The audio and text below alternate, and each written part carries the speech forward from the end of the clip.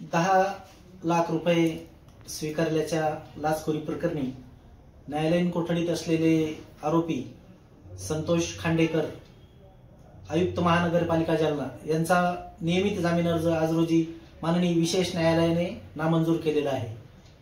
यापूर्वी आरोपी खांडेकर यांच्या वतीने माननीय सत्र न्यायालयामध्ये जामीन अर्ज दाखल करण्यात आला होता। तो माननीय सत्र न्यायालयाने विशेष न्यायालयाने नामंजूर केलेला।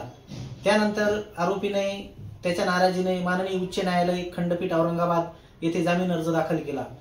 तो जामीन अर्ज सुद्धा आरोपीच्या वतीने विड्रॉल करण्यात आला आणि त्यानंतर माननीय सत्र न्यायालयात पुन्हा दुसरा जामीन अर्ज आरोपीने या ठिकाणी दाखल केला।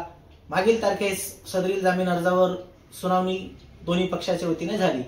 त्यावेळेस सरकार पक्षाच्या वतीने दुसरा जामीन अर्ज असल्या कारणाने परिस्थितीमध्ये काय बदल झालेला आहे हे माननीय न्यायालयाच्या निदर्शनास आरोपींनी अर्जदारांनी आणून द्यावे ही विनंती केली। आरोपीच्या वतीने जो काही झालेला बदल आहे परिस्थितीमध्ये तो माननीय न्यायालयासमोर मांडला, परंतु सरकार पक्षाच्या वतीने हा झालेला बदल काही सबस्टॅन्टिव्ह चेंज नाही हे आर्ग्युमेंट माननीय न्यायालयासमोर करण्यात आलं आणि सरकार पक्षाचं हे आर्ग्युमेंट ग्राह्य धरून माननीय न्यायालयाने आरोपीचा जामीन अर्ज आज रोजी फेटाळून लावलेला आहे।